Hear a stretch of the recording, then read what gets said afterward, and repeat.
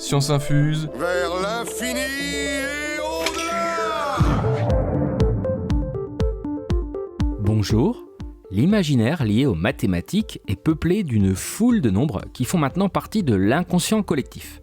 Il y a pi, bien sûr, et il y a aussi le nombre d'or. Ce nombre fascine depuis très longtemps. On le voit partout, dans l'art, dans la philosophie, la spiritualité et même dans l'économie et la finance. Enfin, c'est avant tout un sujet mathématique. Et c'est bien pour ça que je vais répondre à cette question. C'est quoi exactement le nombre d'or ? Eh ben c'est une bonne question, Emilien.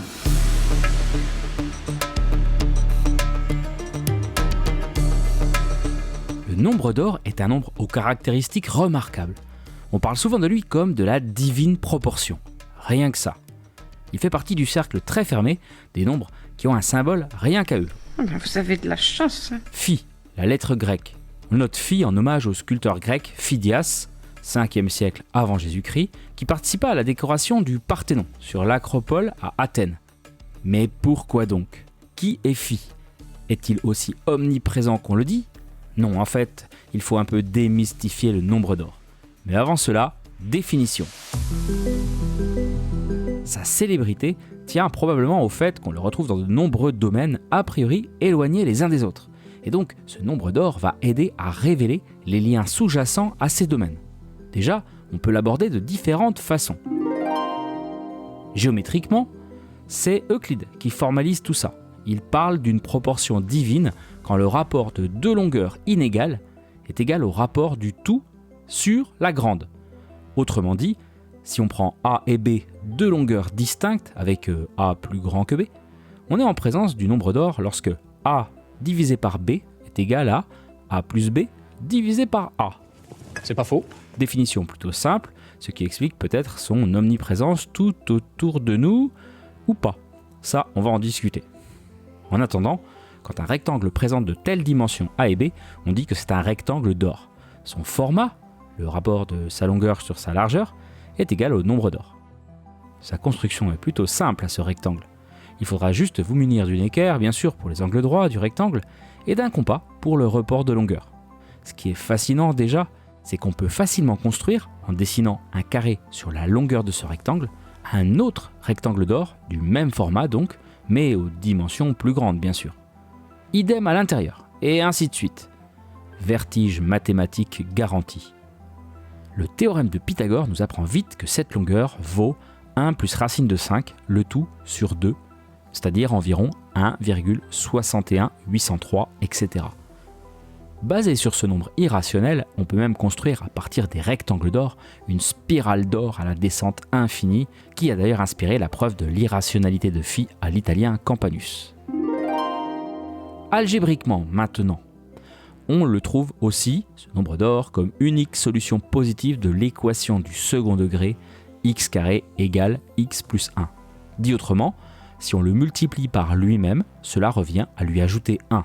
Et dit encore autrement, 1,61803 fois 1,61803, c'est environ égal à 2,61803. Et c'est le seul nombre positif qui vérifie ceci. Wow. Et encore une fois, bien sûr, la théorie de résolution des équations du second degré amène à 1 plus racine de 5, le tout sur 2. Bon, ok, mais pourquoi un tel engouement autour du nombre d'or ? Mais pourquoi ?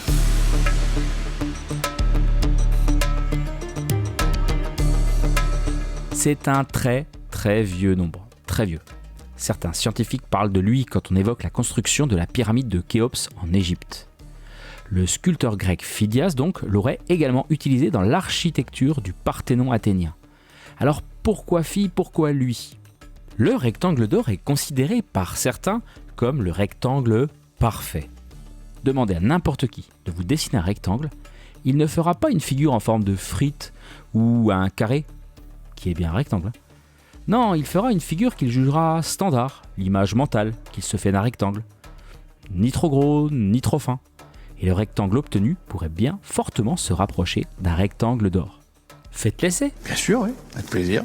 Le rectangle d'or est jugé harmonieux justement, à tel point que nombre d'artistes l'ont utilisé pour construire la structure de leurs tableaux, comme par exemple la Naissance de Vénus de Botticelli ou L'Homme de Vitruve de Léonard de Vinci.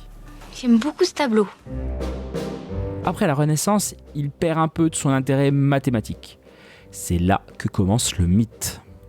Le philosophe allemand Zeissing pense que le nombre d'or peut permettre de comprendre aussi bien les domaines scientifiques qu'artistiques.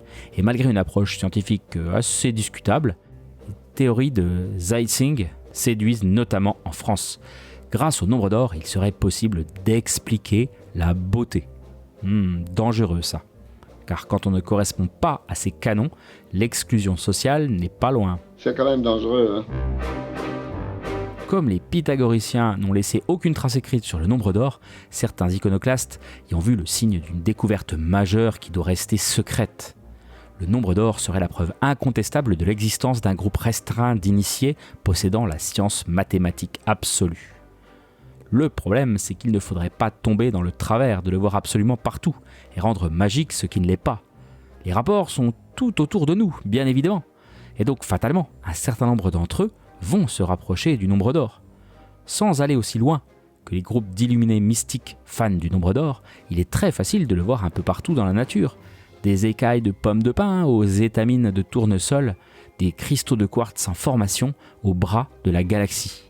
Bah oui, quand on cherche, on trouve. Et on n'est pas à quelques approximations près. En revanche, certains artistes ont eu une démarche volontaire vers Phi. On pense à Le Corbusier et la chapelle Notre-Dame-du-Haut à Ronchamp, ou Paul Valéry et son Cantique des colonnes, Salvador Dali dans Le Sacrement de la dernière scène, ou le compositeur Yannis Xenakis.